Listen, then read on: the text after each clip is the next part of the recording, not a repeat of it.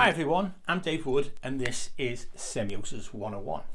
Welcome to the 5th Omnibus edition on general Peircean semiotic theory for illustrators and designers.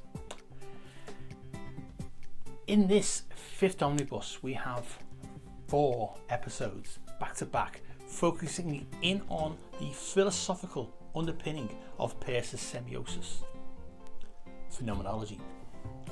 Not only will we be getting all existentialist, but we will explore how to understand your target audience in order to effectively craft your semiotic approach to enhance your visual communication to hook your audience in. In video 1, I introduce illustrators and designers to the philosophy of phenomenology and how it can help you understand your target audiences much better. Video 2 then explores how Peirce's phenomenological state of firstness begins to help you understand your target audience, followed by video 3 on the phenomenological state of secondness, ending with a video on, you guessed it, the phenomenological state of thirdness. Now, all of these are in the context of semiosis and visual communication design. If you prefer to watch the videos individually, you can on this Scout Scott Semiosis 101 channel, or stay tuned and watch them all in order in this video. We begin this omnibus with a video on the philosophy of phenomenology and how it can help illustrators and designers to understand your target audiences much better. In last month's videos, we dug deeper into the theory underpinning iconic, indexical and symbolic representation. Now in this month's omnibus we will explore the more philosophical underpinning behind iconic, indexical and symbolic representation. In this first video, in around 10 minutes, we will explore the philosophical idea of to the things themselves. In a Peircean context for our communicational situations, these can be framed as 3 philosophical states, which Peirce calls firstness, secondness and thirdness. Now what do these terms mean? How are these terms useful to visual communicators? Well, watch this video. How does a philosophical lens such as phenomenology help designers and illustrators to improve how you visually communicate to your intended audiences? Well, watch this video.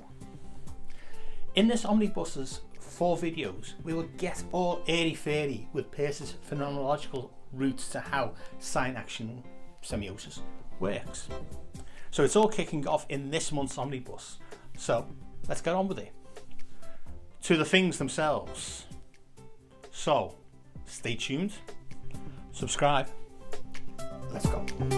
Welcome to this week's talk. This is the 15th in season 1 so far, and we are going to, as promised from the previous videos, going to start jumping into the phenomenological underpinnings, the philosophical underpinnings of Peirce's semiotic theory of semiosis. To get to that point, what we're going to be looking at obviously is to the things themselves. But what are those things? Well, that's where this level of Peirce really is crucial to understand, and Peirce can be really quite obtuse in how he makes other people understand his thinking. So let me just try for illustrators and graphic designers to put it into a context that will actually mean something to you guys.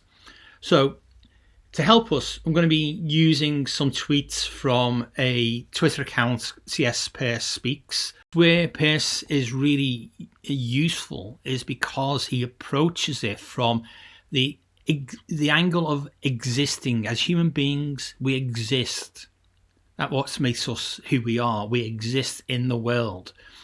And it's this ness part of firstness, secondness and thirdness we're going to be exploring. He uses the terms firstness, secondness and thirdness to describe 3 states, essentially of being, in which our functions operate. What we have here is a sense of what do these 3 terms mean, especially in the context of graphic design. Okay, so he talks about first, he talks about second, he talks about third. So just to quickly get a sense of what this means. The state of firstness is, from our perspective, trying to understand our target audience, a state of ideas. We'll explore that a bit further. Then the secondness is a state, as he says here, the end of things. So it's not the end of the world. It's the sense of, we've reached this point. This is what we now understand. That's what we're going to explore a bit later on. And then the state of thirdness, you'll see this time and time again every time we have these quotes. It's a state of mediation, of making sense of what we've experienced. So just hold those thoughts in your head as we move forward. In Peirce, when he talks about firstness and secondness and thirdness, is a case of building up the idea of being, existing independent of anything else, that these things exist. So I'll talk about it later on as a conclusion, but let's just quickly unpack this to something that you understand. Red, the colour red, it exists as red. Won't worry about the scientific explanation of why red is red and blue is blue, but we as human beings know that the colour red exists, and we know what the colour red is when we see it. And that is independent of anything else. So in the state of firstness, the colour red is red. We spot it, we understand it, we don't have to overthink it, we know red is red. But the second level, secondness, is the conception of being relative to something else. So if you start applying to the colour red, red means rage, red means this, red means that, red means something else. Then as soon as you enter that point where you start to make relations of something that exists like red to red, that's a raging colour, that's angry, then as soon as you make that connection, or your target audience makes that connection, that is when the state of secondness happens. It's when you actually then definitely get to a point of, red, that is rage, that is anger. That is when we're at the state of thirdness. It's not just relative to, it becomes it. It's been mediated to be that. But it's still red. In other contexts, in other situations, it might mean something else, or it might just stay as red. Doesn't matter. But it's when somebody makes those connections going firstness, secondness, thirdness, that it works up to that level. Okay, let's move forward to something that we've encountered before in earlier talks, when we start talking about Peirce's obtuse language. Now, he uses three terms to describe what happens within semiosis, within sign action. The object, its representament, and its interpretant. But we are approaching this in Semiosis 101 from a designer-centric perspective.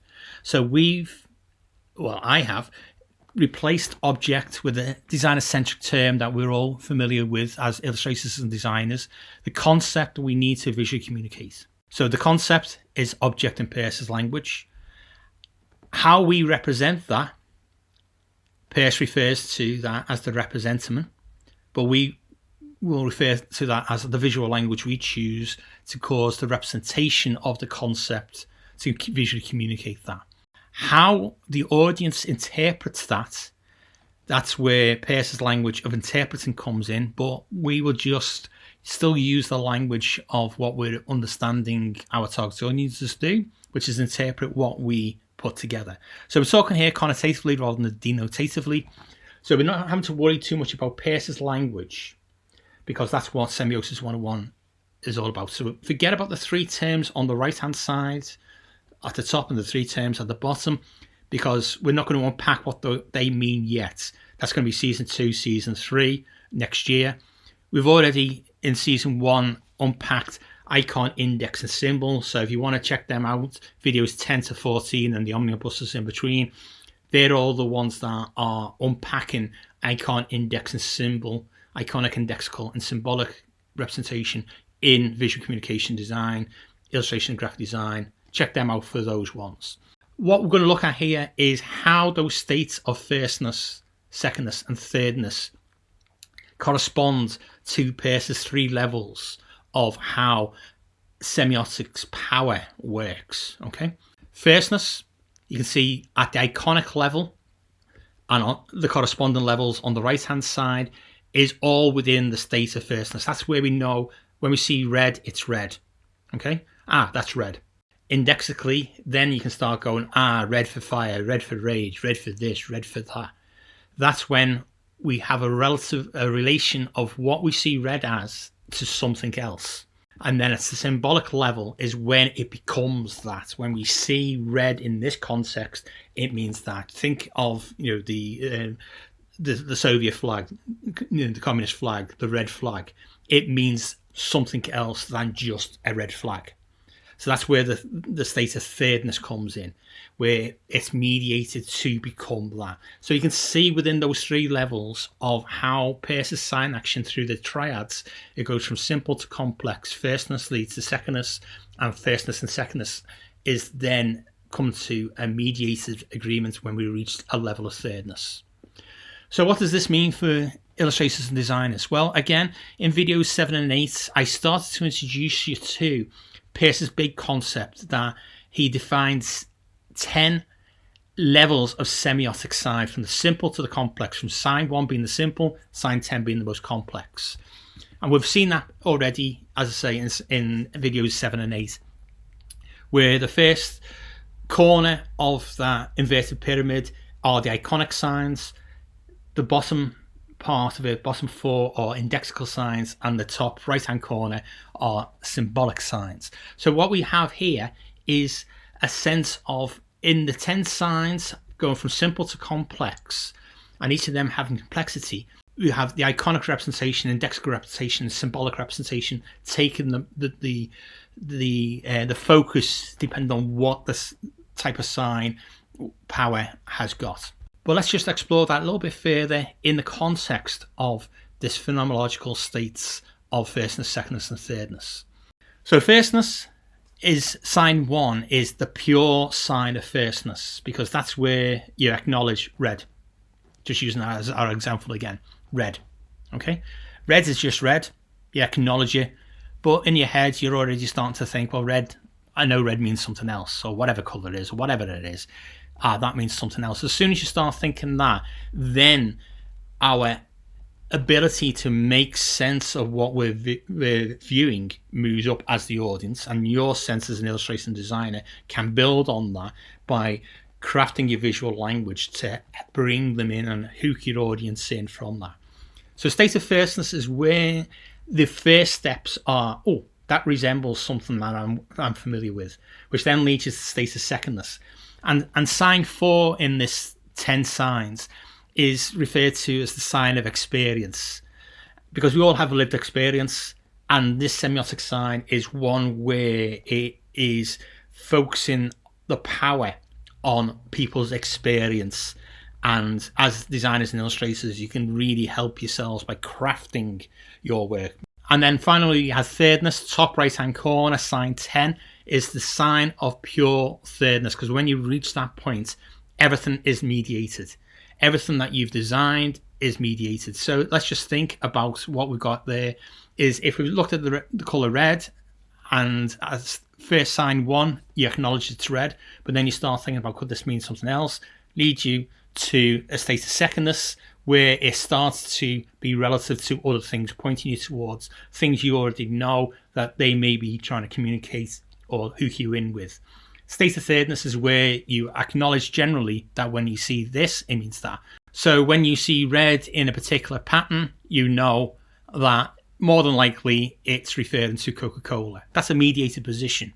Yeah, it's just grown in meaning that when we see this particular shape of red with a white background mostly, then that means Coca-Cola. That's when the state of thirdness happens.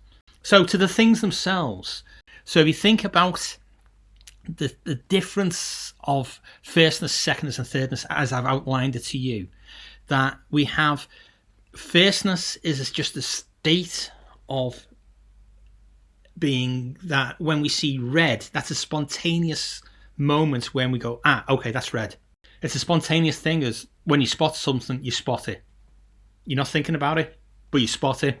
Then that's when semiotic signs can start to work. Because if you don't spot something, you just walk by and it doesn't work. So spontaneity is a state of firstness. It's when it gets to a state of secondness that it becomes dependent. It is when we see this, it is driving us to make that assumption it is that. But then when we get to state of thirdness, it's about mediation, that when we see this in this particular way, it is this, because we agree it is this. Coca-Cola, for example. Okay, moving forward. Again, if we're to understand our target audience, to design and illustrate more effectively to communicate to them, then what we really are jumping in on is the ness part of this. So if you're having problems with firstness, secondness and thirdness, forget about that. I know I've just done like 10 minutes or so just talking about it, but it's the ness bit. It's the state, the qualitative state of being. It's just a way of mapping that unconscious, subconscious way the brain works, that as designers, knowing iconic and lexical and symbolic representation semiotically, you can start to hook them in. So in a state of firstness, you can get your target audience in with a state of firstness that you're using things that they're familiar with, red as an example, to then hook them in with, we're talking about rage here, we're talking about fire here, or we're talking about politics here, or we're talking about this here. And then you bring them into the state of thirdness when the audience themselves can make that connection, because you've helped mediate them to that position. We are actually talking about this. Just to reiterate where we are with firstness. So let's just focus in the second tweet here. The firstness is whose being is simply in itself. Now, as humans, we exist no matter what, whether or not the colour red exists or not, or whatever else it is. And it doesn't refer to anything else. It just exists. That colour red, we exist. But as soon as you start recognising things, then we all naturally move to the state of secondness. And in the state of secondness, again, Peirce's language can get in the way. But let's just focus in on the first tweet. Peirce says he always distinctly said that the origin of genuine secondness was in experiencing. So it's not just about experiencing, it's about being in the moment of experiencing. Because at that point, you're looking at the world differently. And as part of that, that's what helps us as designers and illustrators to make connections to our audience by visually hooking them in. I mean, you can call that aesthetically, but it's hooking them in to then help with the visual language that you've chosen to take them on that visual journey as they're experiencing what they're looking at, to get more information out of what you've designed that they were maybe not intending to get. That will then lead you finally to the state of thirdness, where it's being mediated into exactly what they need to take home from your design. And that's the way you can actually engage in this state of phenomenology, which is basically about existence, about experience, about tapping into that target audience aspect of, as fellow humans, they experience things in the way they experience things. And if you can tap into understanding how your audience will approach things, then you can improve your visual language to actually hook them and keep them hooked. So next week, we're going to dig deeper into the state of firstness in the sense of illustration and graphic design, and what does that mean? How do we build on just the sense of red or whatever it is? So come back next week and we'll start digging deeper into phenomenology, and we'll start with firstness. But that's it for this week. Phenomenology as a philosophy will be new to many of you designers and illustrators.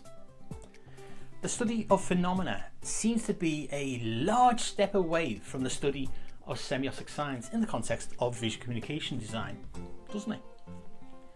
But in reality, we are designing for other human beings who are situated in cultures, subcultures, and social economic existences. These human beings who will become our target audiences at some point will all have individual lived experience, plus a shared commonality of experience and preferences shared within their community. This community of shared lived experience may be within a family, a clan, a tribe, a geographical region, or a country, but this community, thanks to the internet, may be dispersed globally. This, on the surface for designers and illustrators, may be insurmountable in attempting to understand your audience, but we know that we can research our audience in many granular ways to understand them, to design for them. Phenomenology is one way to understand the audience's lived experience. Now, Peirce does not concern himself specifically with designers or illustrators' intended audiences. Instead, he is focused on the fundamental categories of experience and consciousness within the semiotic theory of semiosis and how it works. Peirce thus defines three phenomenological states: firstness, secondness, thirdness. Now, if you watch my other Semiosis 101 videos, you'll know that I unpack Peirce's problematic theoretical language, and through reframing it using designer-centric language, make it relevant to designers and illustrators. So you will be pleased to know that over the next few videos in this omnibus, I'll unpack how graphic design and illustration operate within Peirce's three phenomenological categories of firstness, secondness, thirdness. In the next video, we will focus on firstness and the state in which we can understand how our audience begins to semiotically interpret our visual communications. Second video, in around 10 minutes, we will mix things up a lot by looking at how we visually communicate to an audience through the things that they know, to the things themselves. What we are addressing here is the state of mind, the experience, the qualities of things that our audiences know, that we can connect with through the visual language we choose. How do illustrators and designers do this? Well, with semiosis and the quality of feeling. Peirce calls this quality of feeling firstness, a strange term, firstness. Peirce describes firstness as that which is, as it is, independently of anything else. Exactly. So in this next video, we will wrestle with Peirce's problematic terminology to put his important philosophical thinking behind the state of firstness into something that helps illustrators and designers to understand your audiences better. You don't believe me? Well, let's jump straight into the second video, where we can see how firstness is crucial in understanding how to semiotically connect with the audiences who we need to visually communicate to. It will be another theory-packed 10 minutes of Peirce's semiosis in designer-centric terms. So stay tuned, subscribe, hit the bell, let's go. Hi, welcome to this week's talk. Last week, well, just before Christmas it was, we covered To the Things Themselves, which started to discuss Peirce's phenomenological states in which our audience interprets any of the semiotic science that we create and interprets our designs and illustrations. So in that video, we covered his three phenomenological states: firstness, secondness, and thirdness. And yes, he does call them that. Now, firstness is a state that is existent. So this all relates to us humans as being in the world. We're human beings. We exist. So the first state is about spontaneity. It's about existence and being in that moment of unrelated things, but existing within that realm. Secondness, you move up a level to being the things that we experience are relative to other things that we've experienced. And level 3, thirdness, is mediated by the things that we have. So we covered that in the first talk. So check that one out. But what we also have here is we're going to reuse CS Peirce Speaks tweets, where this Twitter account basically pulls out quotes from Peirce and tweets from Beyond the Grave. And Peirce says, in the ideas of firstness, secondness, and thirdness, the three elements or universal categories appear under the forms of firstness. What he means by that is we need to start from somewhere, and as humans, we are existing in the world. We are being in the world. And just by being, we take in a lot of things that are necessarily unrelated at first until we start making meanings between them. And that is sort of where we start from with a sense of firstness. So I'm just going to delve over the next 3 weeks into firstness, secondness, and thirdness. But this week, we're going to go straight into firstness and how that relates from a graphic design illustration point of view to our target audience. And so that we can hook them in by being a bit more mindful of these things. Okay, so if you were to ask your target audience, what do they know about this? They won't have any idea.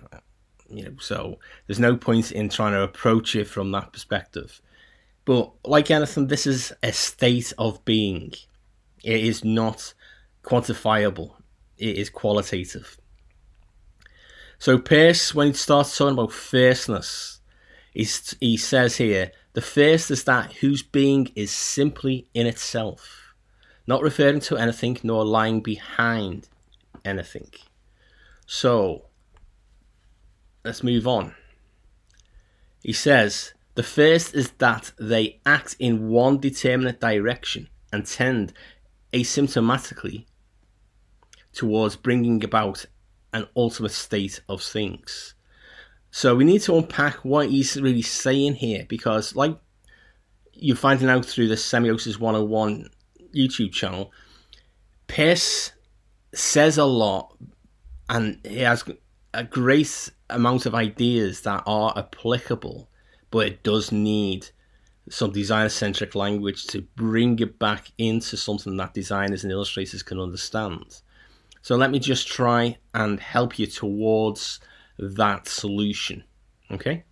So you're probably asking as many questions of what he's trying to say here as your target audience would be. Okay, so let's just break this down a bit more. Okay, let's just pull out some words from his quotes. Obviously, in this talk, we're talking about firstness. So he starts talking about first. We are talking about a sense of being here. And it's at the simplest level of being. So, just think about, you individually, never mind being a designer or an illustrator or an audience or whatever, just think about being human. You exist. You are a being in the world. You simply exist no matter what is thrown at you on a day-to-day basis. You exist. So in the state of firstness, the things that we encounter are not necessarily there to refer to other things. They are there as stimuli to ourselves. He talks about firstness being in one determinate direction. So if you think about if you are made aware of something, okay, and this is where we start tying it into graphic design and illustration. If you're aware of something, there was a moment when you weren't aware. Then there's a moment when you are aware, and that changes you because you're now aware. And that is one determinate direction. A state of not being aware to a state of being aware. And we can argue that any piece of visual communication design, graphic design, illustration, there is a point where until our audience starts truly engaging with our work, other than just passing it by, that there was a moment before they became aware of your work, intrigued by your work, brought into your work, hooked into your work, aesthetically brought in, then your designs can then start to work on your target audience. And that is one determinate direction from not being aware of your design to now being aware that this design, this illustration is trying to communicate something to them. And this is where the state of firstness happens. It is the ultimate state of things. So if you think about, as a human being, we're surrounded by stimuli that are things. Real things, ideas, senses, all these different things. And it's not until we have that moment of being aware of something that we start to try and make sense in our world, in our state of being, that this must mean something to me. And it's within that broad phenomenological state of firstness that we start to work semiotically, making connections to things that have been there in plain sight, but until somebody joins them together, being aware of it, they'll just pass it by. Okay, so let's just move one step forward and try and summarize what we've just covered there. Okay, so our audiences, target audience, fellow human beings, we're trying to communicate to through the brief that we've been given by our clients, are like the designer and like the illustrator, are in a state of being. We exist in the world, we have experiences, we have lived experiences, we have stimuli that we respond to, stimuli we don't respond to.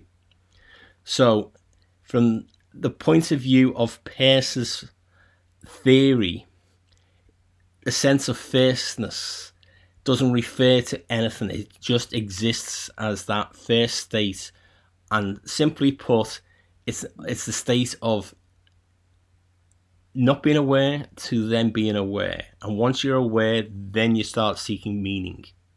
Okay?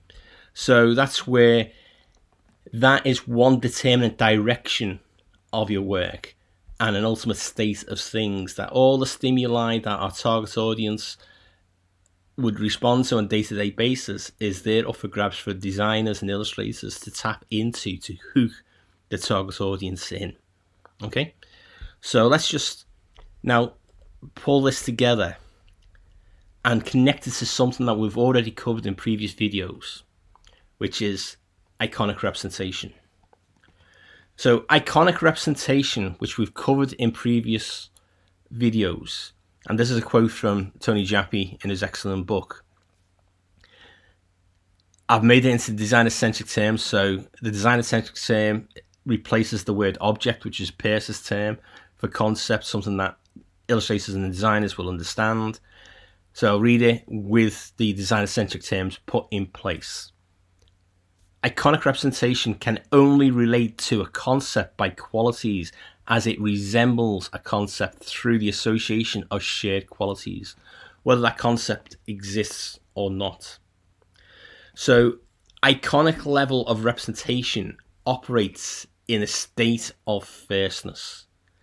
There's resemblances to, and it's only when you become aware of seeing something, and we used an example in the previous video of red, when you start to associate red with something, then you are starting the semiotic journey off. And that happens in the state of firstness. We are in the state of firstness anyway, but it's only when you start to make connections to things that you know exist, that you become aware of something that's trying to tell you something using connotative visual language, that your visual communicating to your target audience moves to a level where the semiotic sign, the iconic sign, starts to work as a semiotic sign.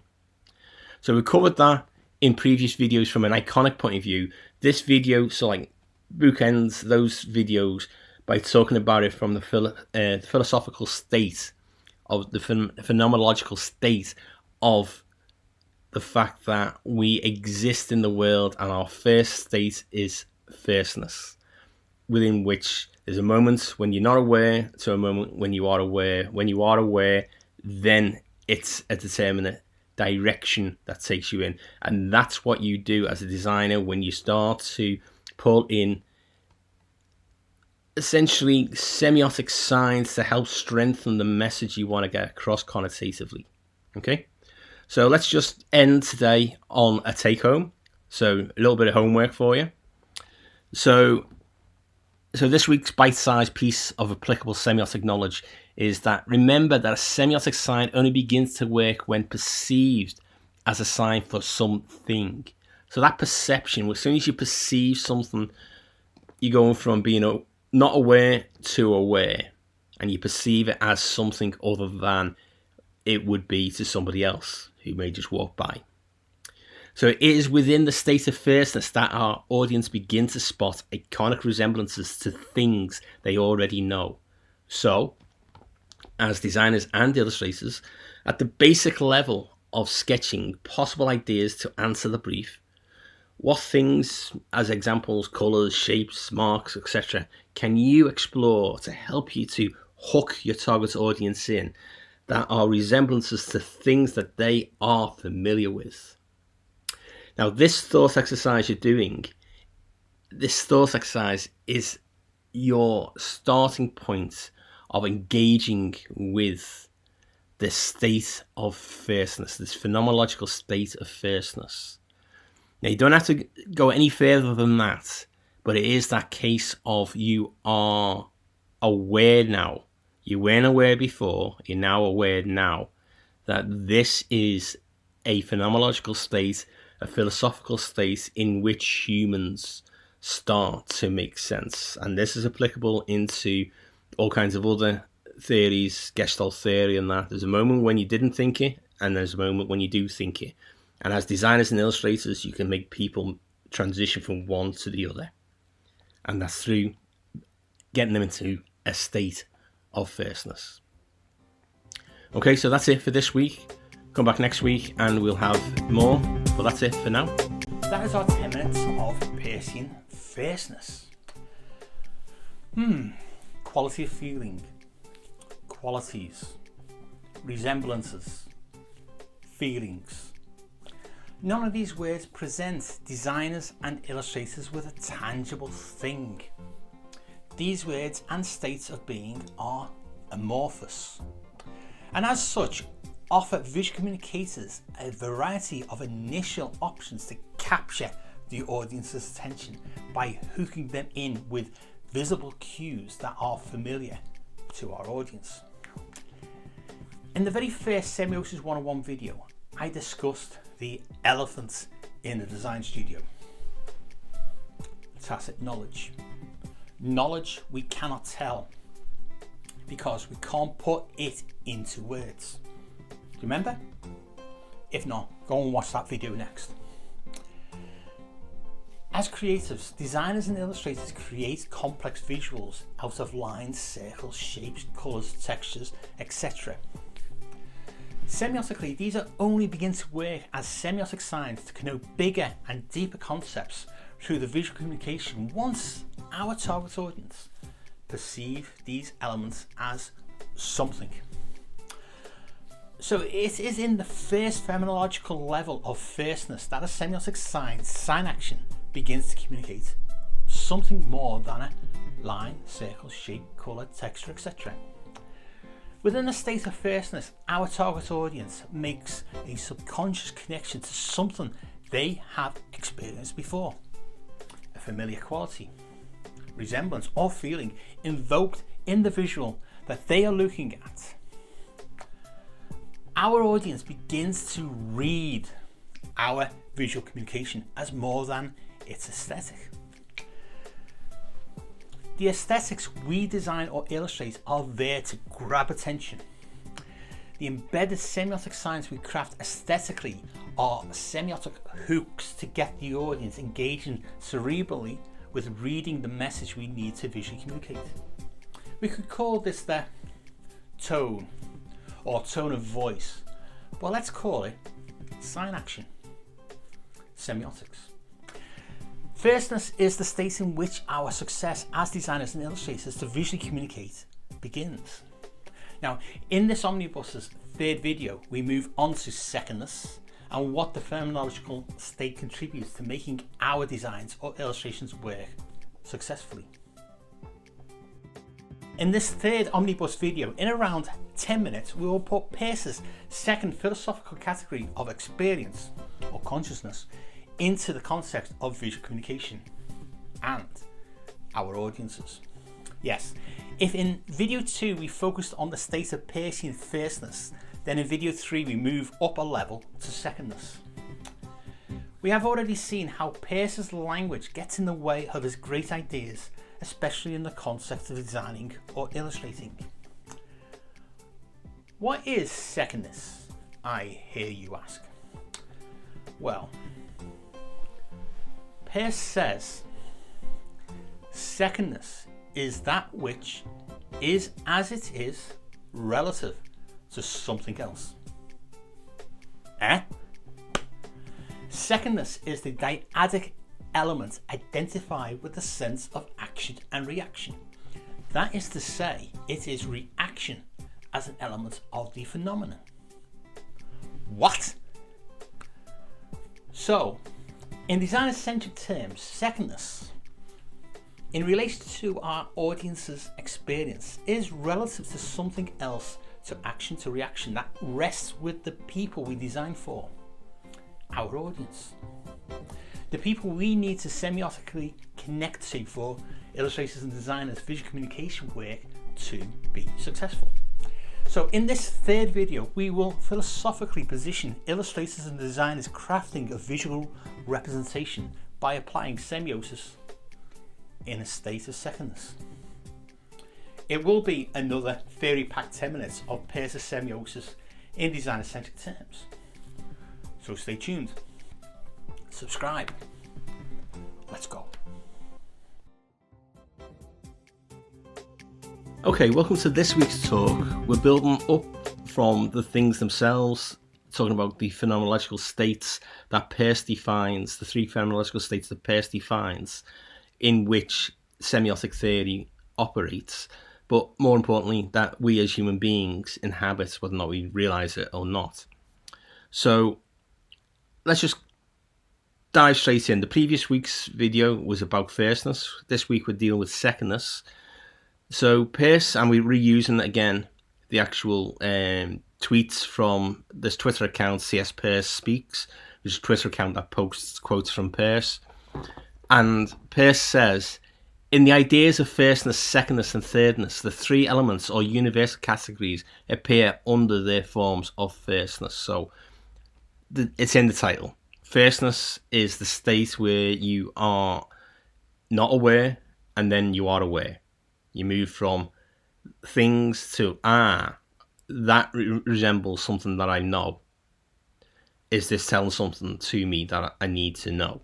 And we're talking here from the point of view of the audience interpreting the work that you do, whether it's illustration, graphic design, whatever. So firstness is an existent state. It's spontaneous. It's that moment when we're surrounded by stimuli all the time, but there's a moment when you're aware of something. So there must be a moment when you weren't aware of the thing. And it's in that transition from not aware to aware that helps designers and illustrators make that semiotic connection to your target audience. But this week we're going to be dealing with secondness, which is a state where things are relative to other things. And then next week we're going to deal with thirdness, which is when it's all mediated by firstness and secondness into thirdness. Okay, so don't worry if you're not following me so far. By the end of today's talk, you'll get a bit more of a clearer picture of what Peirce is talking about. And as usual, Semiosis 101 is about putting Peirce into designer-centric terms to make it relevant to designers and illustrators, because Peirce, not always the most clear writer about what he's meaning, but there's some great ideas in Peirce that is applicable straight into the design process. Okay, so we're dealing here with a sense of secondness. So I'll go to the top corner first. Now Peirce says, I always distinctly said that the origin of genuine secondness was in experiencing. Not experiencing, in experiencing. So by having a lived experience, our target audience have more things that you as designers and illustrators can connect with. By understanding what they will encounter and what they will know, helps you as designers and illustrators to tap in and hook them in with visual language that they will become aware of. So secondness is that mode or element of being, that state of being. Humans exist in the world. We are beings in the world. We are being in the world.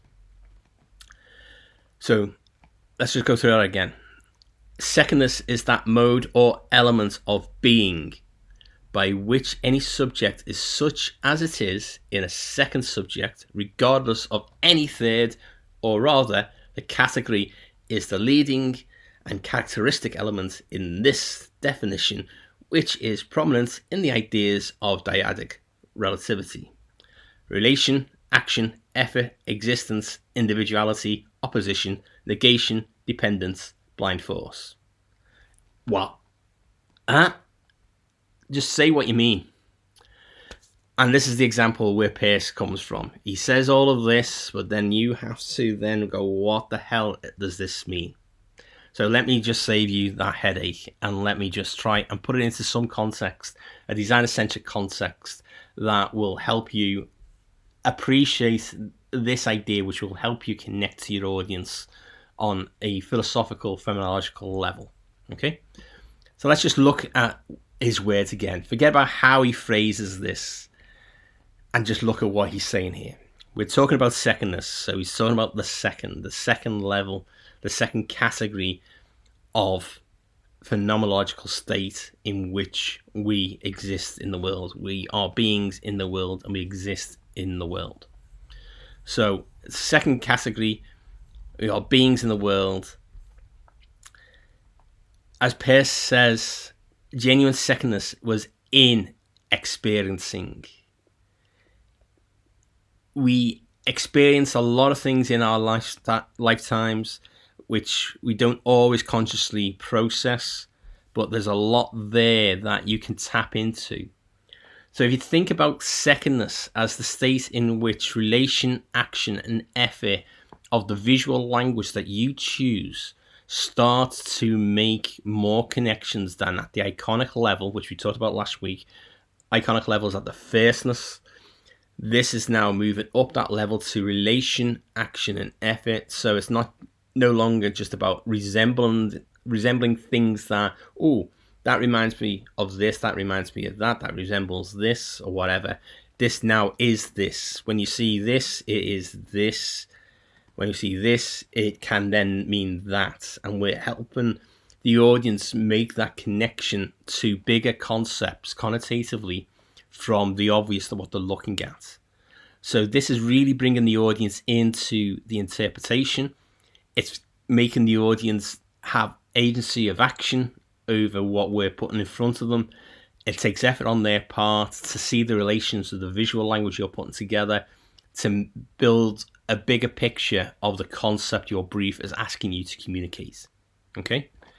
If it was just, do an illustration of a chicken, that's just an illustration of a chicken. Okay? But if that chicken is meant to mean something else, then this is where semiotically you start to build up an idea into a bigger picture. Okay, so let's just move this forward to a bit of a summary. That in secondness, it's still within the state of being our human being in the world. And this secondness, the state of secondness, is connecting relations, actions, and efforts through us, our audience, in experiencing things that they've experienced in their lives. So it's finding roots from one to the other and pulling them in as visual language to connect stronger to our target audience. Okay? So by doing your research into your target audience, then you're going to be able to, strengthen your visual communication. So let's just tie this back into something we've already covered. And in previous videos, we've talked about indexical representation. Now, the index asserts nothing. It only says there. It takes hold of our eyes, as it were, and forcibly directs them to a particular object or concept. And there it stops. Now, indexical representation works within the phenomenological state of secondness. Iconic, firstness, indexical, secondness. Because at the indexical level, we are now pointing semiotically our audience to things that they already know and saying to them, when you see this, it is that. Okay? So it gives you more sign action power to push your semiotic communication to the next level. Okay? So the indexical sign is intrinsically within the state of secondness. And through ideation, you can connect with your audience by researching into the audience and tapping into that. So let's just get you the take home now. Okay, so each week we do a take home, and this bite-sized piece of applicable semiotic knowledge is: in a state of secondness, a semiotic sign gains more sign action power by helping audiences make real connections. It is within the state of secondness that our audiences move beyond spontaneous iconic resemblances to indexical representation. As designers and illustrators, by researching into your target audience's existing experiences, you can connotatively hook them into your work by gaining insights to existing things, as an example, actual things or even ideas, that can be a shorthand visual language hack straight into their attention. Now, this thought exercise is within the state of secondness, okay? And it also means that what you're doing is, by just having the framework of firstness, secondness, and thirdness without having to worry too much about it, you are already thinking that the sign action power of semiosis sign action, is moving our audiences from not being aware that there's a particular semiotic sign working here to, yes, this resembles that, to then moving them up to that is this. Okay? Next week, we're going to deal with the third level of phenomenological state, which is thirdness, which pulls it all together. So come back for that video. But for this week, that's it for now. So that is our 10 minutes on Peircean secondness. Secondness, a Peircean phenomenological state identified with the sense of action and reaction in our audience. The aspect of experience where we know one thing is relative to something else. Secondness, a state of existent being where semiotic signs have existential relations as references to things out there in the world of real things and ideas. Okay, I admit it, I am getting very existentialist here, talking of being, as in existing in the world. This is a month of philosophical grounding of Peirce's pragmatic semiotic theory of semiosis. Fresh to the philosophical notion of being in the world? That's fine, but bear with me on this and I'll embed it into a tangible aspect of working as an illustrator or designer. Without getting too existential on your creative assets here, Heidegger, another philosopher, talked about humans' existence in the world, a state of Dasein, being in the world. Heidegger's Dasein theory helps us to at least appreciate that our existence in the world we know results in us humans interpreting our understanding of our existence moment by moment from the things we experience. Okay, that was a very quick summation of Dasein. But what about Peirce's secondness, I hear you cry? Well, I have two very quick thought experiments for you. Firstly, as designers and illustrators, have you ever found yourself lost in your work? So much so that you've lost track of time and been in the flow, resulting in successful work. Now, I'd be very surprised if no one has, to some degree, experienced that sensation. Secondly, now, as humans, have you ever subconsciously been in the flow, in an everyday task where you just do it without thinking? I bet you have. Now, these states of flow are very subconscious, but they lead you somewhere you need to be. Now, these states are essentially phenomenological and happen because we exist in a world of interpreting things every second of our existence. Okay, back to secondness. This state of secondness builds on the firstness state of qualities, resemblance, feelings, and now encompasses actions and reactions, knowing one thing is relative to something else from experience. The second level of representation of a concept, indexical, points to existent things. Now, we saw that in previous Semiosis 101 videos. Secondness, from an illustrator's or designer's point of view in semiotics, is the state, the semiotic sign action that invokes our audience to make the semiotic jump from that resembles X to that is X. Secondness is how Peirce defines that aspect of someone's state of being, when these connections can be made and enacted from your effective semiotic crafting of the visual communications around what your audience has experience of. In this omnibus's final video, we move on to thirdness and what that phenomenological state contributes to making our designs or illustrations work successfully.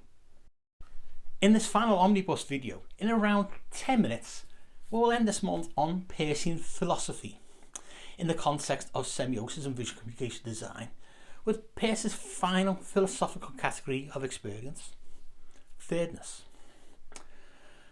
Peirce defines thirdness, that which is as it is as media between two others. Again with Peirce's problematic language.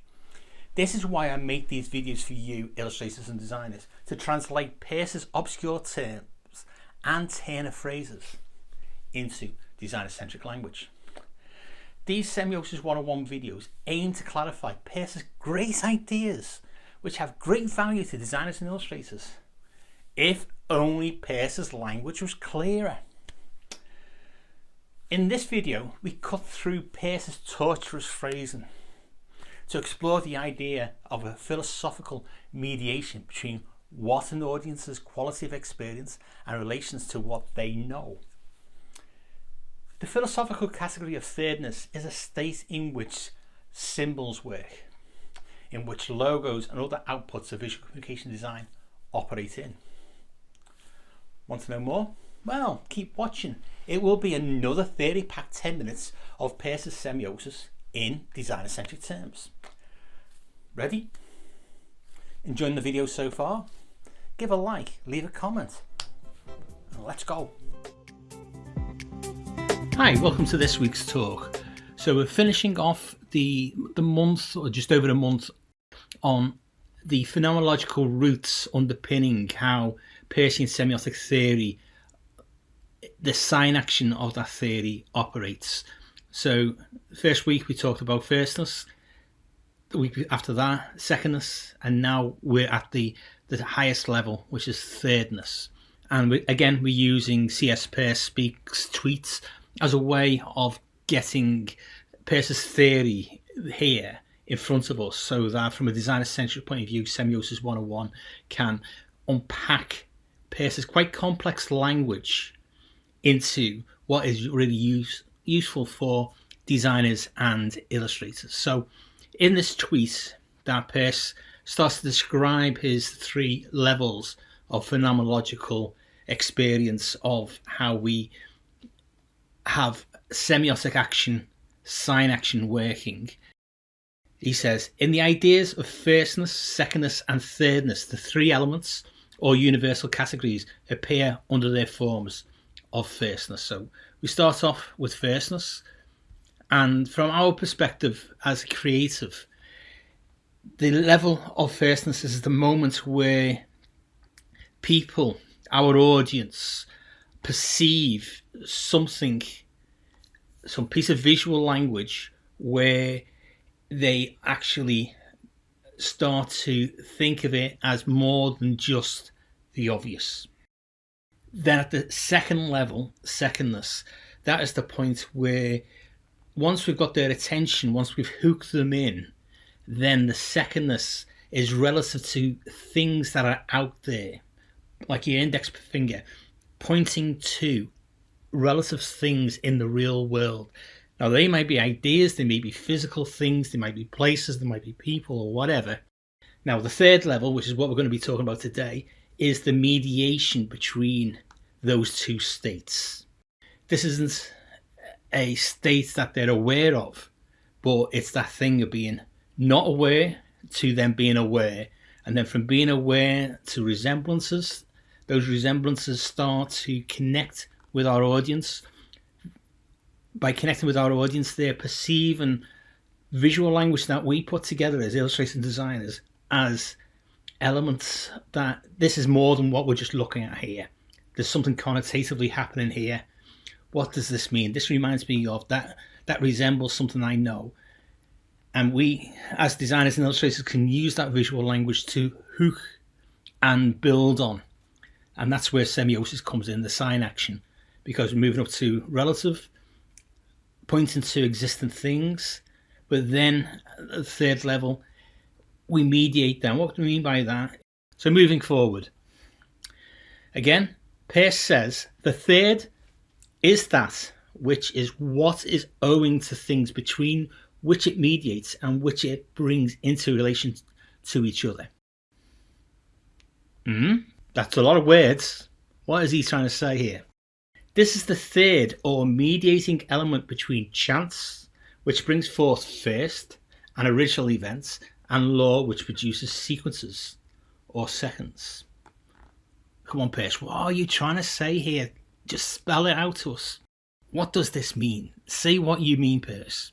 The mediating element between chance and that brings forth the first. So if you think about what I said before, there's a moment when somebody is not aware and then all of a sudden they perceive there's something happening in the visual language that hooks them in, that this is more than what's a passing fancy. So you've got their attention. At that level of firstness, there's meaning. And that level of firstness, that's where you get iconic representation, where it's resemblances, it feels like something that you're aware of, but it has no direct meaning other than it could be, it's a possibility of. To the secondness, where there, it's that. And it points you to something. So it's a sign where you have something there that actually represents a bigger idea, and that idea is existence in the world. So you got an idea that something else is there. So let's move forward to the next slide and just simplify down really what Peirce is saying in those quotes that are within those tweets. The take home here is thirdness, the third level of phenomenological experience. What we mean by that is the phenomena of experience. The third state is a mediation state. It mediates. It has relation to other things, to each other. So it's building on iconic and indexical to move us to somewhere where when we say this, we actually mean that, definitely. But this doesn't necessarily have a direct connection to that, like, say, the indexical level is. It contains indexical, but indexical, it's more about pointing to things that are that thing. And at this level, it's now saying when we see this, it means that. Think of any logo. Any logo is at this level of thirdness, of mediation, because all the elements that make up that logo is mediated by the audience and the branded company to say, when you see this, the white swoosh on a red background, it means Coca-Cola, or 5 coloured rings together means the Olympics, or whatever. That is mediated, that we come to accept that when we see that, it is this, and when we see this, it is now that. So then when we think of the thirdness and the sense of mediating, it includes the other two levels, because it's mediating between the starting point where things are there and we get a sense of resemblance, to the next level where we get something that it is that, this is that, to the third level where when we see this, it means that. So what we're talking about here is essentially from our audience point of view. If you remember the determination flow, we've covered that in previous talks. The determination flow, what we have is the concept. Peirce calls this the object, but the concept to be communicated, visually communicated. From that concept, it passes through the designer or the illustrator, the visual communicator, for them to define the representation, the appropriate representation of that concept through their aesthetic, through the visual language that they use in their design or illustration.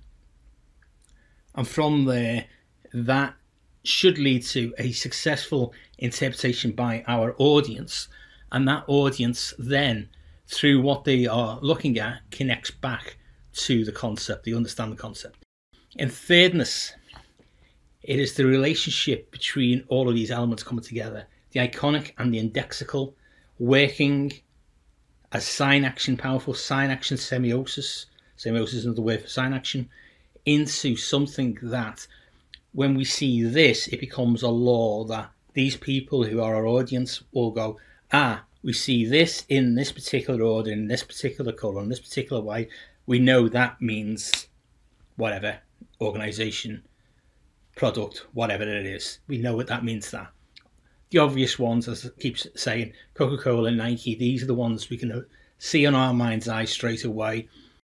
They are made up of iconic levels of things that when it comes to the symbolic level, which we're talking about here, because the symbolic level of representation is within the state of thirdness, it works because the audience has gone with us and accepted when they see this, it means that now. We accept it means that now. That is our law. That's the argument we're making, that when we see this, it now means that. So let's move forward. So what we have here, again, is the fact that within the state of thirdness, so the state of thirdness, this is a state of our being where we are at a level where we are processing things, we're mediating things that we know when we see certain things together in a particular way, it's got a bigger meaning. So symbolic signs, Peirce says a genuine symbol is a symbol that has general meaning. So we are talking about a general rule here, a general law, general argument, that when we see particular things in a particular way, in a particular cultural setting, context, we know that that is meaning this, and generally we agree that. So a symbol, once in being, spreads among the peoples in use and in experience. Its meaning grows. So think about a symbol, and we're using the word symbol in a Peircean context here. The word symbol in English language is used in many different ways, in different contexts for different things. But here, what we're talking about within a symbol is a level of semiotic communication that is generally agreed that when we see it this way, it means that. And for that to actually have its meaning, that meaning needs to be shared. So just think of any successful brand that you become aware of the brand. Even if you've never bought the brand or used the brand, you become aware of the brand because meaning has grown. Might be through social media, might be through word of mouth, might be through different ways, but the meaning has grown. So a symbol is a sign which refers to the concept, Peirce calls that the object, that it denotes by virtue of a law, usually as an association of general ideas which operates to cause the symbol to be interpreted as referring to that concept, to that original object. So this is about the full circle of semiotic sign action, that at this level, it takes people back to the concept, it connects with the concept in a general way, a generally agreed way, and that's how logos work. And this is at this higher level of a symbolic level. Okay, so let's just finish off, moving forward to a take-home piece, a bite-sized take-home piece, and this week's bite-sized piece of applicable semiotic knowledge is, during your development, when trying to solve a problem of what visual elements can you combine to visually communicate a complex concept, e.g. logo design, branding, emblems, etc., whatever it is.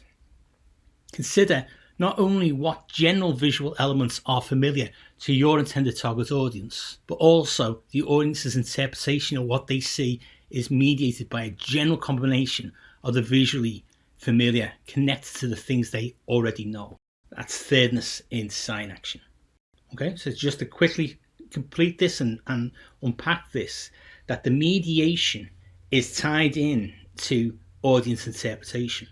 Audience interpretation is controlled by the designer and illustrators' visual language that they choose to represent the ideas that they want. But at the highest level within thirdness, this is generally agreed by your target audience, that when they see this, it means that. So it's like a shorthand to a huge concept. You know, an organization is a huge concept to get across in a very simple, just few marks. So thirdness in sign action is that level where people are familiar enough with what they're seeing to actually say, this is now that. So that is our final 10 minutes of Peircean Semiosis 101, focusing on thirdness. Peirce's highest phenomenological state, thirdness, a phenomenological state of being, identified with a sense of learning or mediation as in thought, or semiosis. If firstness is the state in which qualities, resemblances and feelings direct our audience's interpretation and begins the semiotic journey of semiosis, then illustrators and designers' iconic representation exists in the state of firstness. If secondness is the state in which illustrators and the designers can manipulate the indexical level of representation to our audience, then we can craft our visual language to provoke action or reaction in the audience in this secondness state. We make our audiences see connotatively one visual element we show is indeed relative to something else, pointing the audience to make more complex connections in their interpretation or reading of what we visually communicate. Now, in thirdness, as designers and illustrators, we see that through semiosis, sign action, our work can communicate at the symbolic level with our target audience through their own learning or mediation. That when they see visuals comprising of A, B and C, it is agreed that that combination of elements means Z. Let's quickly unpack that.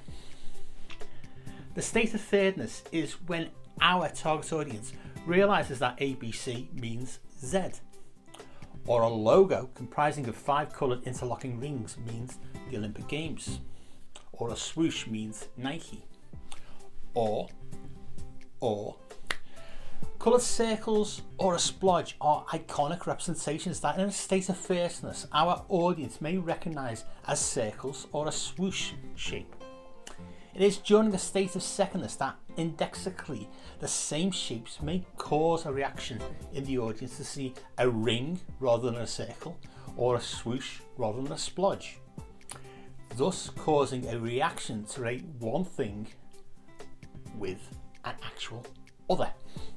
But it is in the highest state that our audience will agree, socioculturally, that when they see 5 colour rings together in a particular shape and order, then that means the Olympics. Or when the audience sees a certain swoosh shape, it means the Nike brand. It is within this highest phenomenological state that symbolic representation works. Symbols are crafted from iconic elements, but the actual agreed interpretation can only happen if the intended audience reaches the state of thirdness. All this, of course, works at subconscious phenomenological levels of human existence. But once designers and illustrators realise the pervasive power you have that semiosis opens up for you, then you can begin to visually communicate at more effective levels to hook and connect with your audiences. Okay, now come back next Wednesday where we will move the semiosis conversation further toward focusing on designing and illustrating for our audience by embracing the conscious crafting of the sign action. If you have enjoyed this omnibus, then please like these videos and subscribe to this channel below.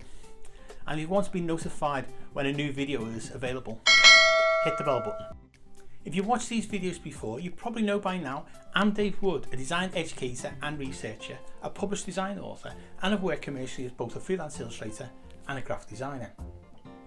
The guy behind the theory, Charles Sanders Peirce, was a philosopher, a mathematician and a theorist, but he wasn't a creative. Each week on this Scout Scott Semiosis 101 YouTube channel, I'll post at least one 10-minute explainer video on an aspect of Peirce's pragmatic semiotic theory. Every month I'll then post an omnibus edition from those videos. Each free Semiosis 101 10-minute video uses designer-centric terms instead of theoretical language so that illustrators and graphic designers can understand. Each video will feature a take-home piece of applicable semiotic theory, and they do interconnect to build up your understanding of semiosis. This channel is not a course on semiotics per se. Instead, think of each video as a bite-sized illustrated piece of new knowledge on sign action, or semiosis as Peirce names it. The aim of these free videos is to take Peirce's quite complex philosophical theoretical language and put it in the context of designing visual communication, whether these are illustrations, motion, branding, packaging, editorial, etc. By subscribing to the Scout Scott YouTube channel, you will learn how Peirce's pragmatic semiotic theory of semiosis can help to enhance and improve how you visually communicate. Now, I do have many more Peircean semiotic topics to discuss, but I'd be interested in hearing about your semiotic ideas. Add a comment below. And if you like this video, check out my other semiotic videos and consider liking and sharing those videos with others.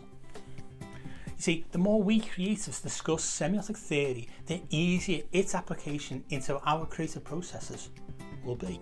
As a fellow creative and a published design author, I have a link in the description to my Scout Scott website where you can find all the Semiosis 101 videos and read background info on the blog, download free Semiosis 101 video transcripts and reading lists, buy illustrated and typographical gift ranges on my Redbubble shop, but also you can buy my 2014 design book published by Bloomsbury Publishing, Interface Design and Introduction to Visual Communication in UI Design. Over the years, I have collaborated with other design academic researchers and Peircean semioticians to develop a designer-centric explanation of Peirce's theoretical language.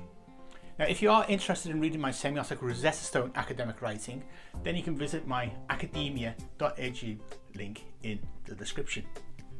Any other books on Peircean semiotics or design I've mentioned in the videos are also listed in the description. Check them out too. Thanks for watching this omnibus. There'll be another omnibus edition next month and a new weekly 10-minute Semiosis 101 video next week. Check out all the other Scout Scott Semiosis 101 videos, like and share them with your friends, and hit the bell and subscribe buttons to be notified when next week's video is published. You can also follow Semiosis 101 on the socials for updates. It's Scouts_Scott on Instagram and Semiosis 101 on Twitter. So see you all again next week for more Semiosis 101 to help illustrators and designers to enhance your visual communication skills.